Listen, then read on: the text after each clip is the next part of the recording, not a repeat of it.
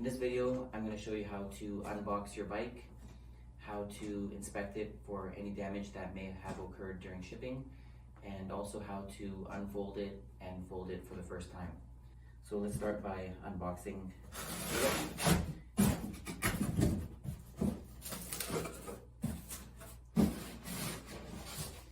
Remove the foam. You'll find that there's an instruction manual underneath the top foam.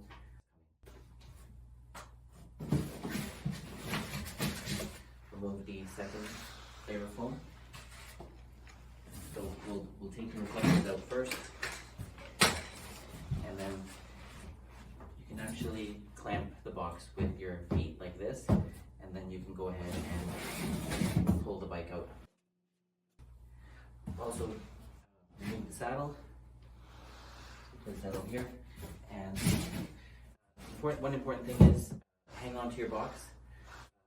Don't throw the box away, because you will need this for any warranty claims that you'll have. So make sure you don't throw this away.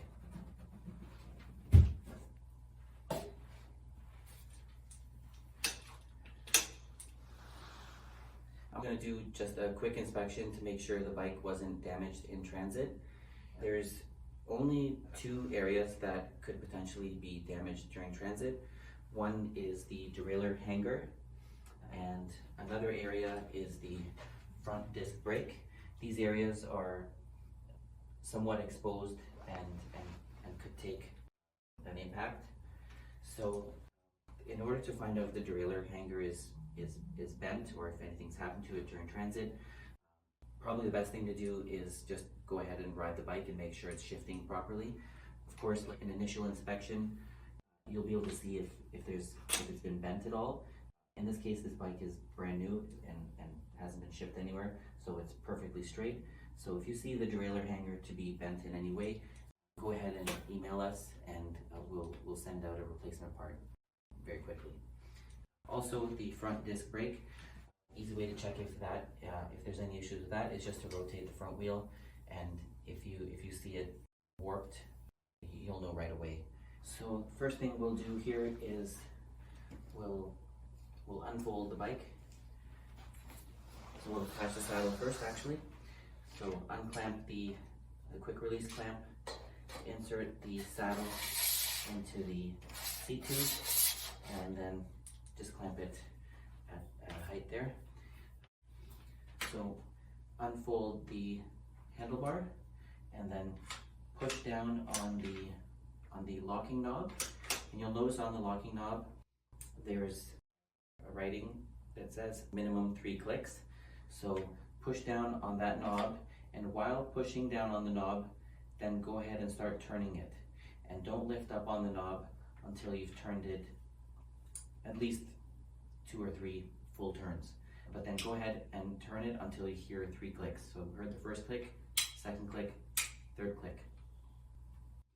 Next, we're going to unclamp the wheel-to-wheel connector. So to do that, you grab the wheel-to-wheel connector knob and rotate it clockwise. And then once it's rotated clockwise, you rotate it all the way, actually. So there's a stopper on that knob, so you can't over rotate it. So you rotate it clockwise, and then the front wheel is free to unfold. So then you just go ahead and pull the front wheel out, and then go ahead and lock the fork lock. So again, same principle as the steerer. Push down on the fork lock. While pushing down, go ahead and turn the knob 2 or 3 full turns, and then listen for the clicks. 1, 2, 3. So you got 3 clicks there. Then I'll position it this way so you can see it better. You can swing out the rear wheel, and then you can drop the bike down, and the swing arm clamp will clamp the 2 pins into the swing arm, and then you can just go ahead and finally adjust your saddle to your desired height.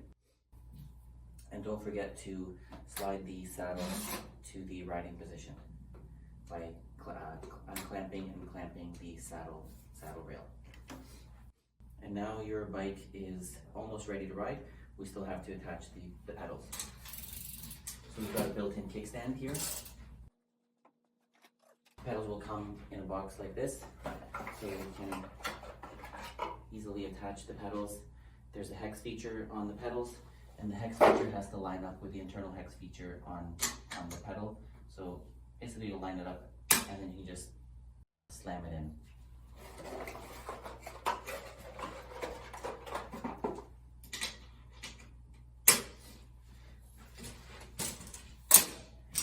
So now the bike is ready to ride. And then I'll show you how to fold it again. So to fold the bike, we'll start with the swing arm. So you'll release the swing arm latch, fold the swing arm under, and then you can go ahead and fold the fork. So now we'll unlock the fork. Don't forget to release the secondary safety. So that's where the 3 clicks are coming from. So there's 3 clicks. So the secondary safety is basically a ratchet. It prevents the lock from back driving when you're riding the bike. So you'll release that by pushing down on it and then unscrew the fork all the way until it pops up. Then grab the fork. Make sure you grab the fork in sort of a safe area. Don't grab the fork near the joint, as you might pinch your hand. Also, don't grab the fork near the disc brake, as the disc brake is sharp. So grab the fork here and then position it where the wheels, where the axles of the wheels are concentric. And then you can squeeze the tires together while rotating this knob, the wheel-to-wheel knob, and the wheels will be locked together. Same thing for the steerer. Release the secondary safety, unscrew the lock, and then let the handlebar drop down. And then now you can actually roll your bike around when it's folded. You can roll it in all directions, and it rolls on the front wheel very easily, and it's also very stable when the bike is standing. You'll also be able to remove the pedals if you need to, and then you can store those either in your pocket, or we're working on a clip where you're going to be able to store the pedals on the bike as well. And that's a quick getting started guide. In some upcoming videos, I'm going to show you some tips and tricks on riding the bike.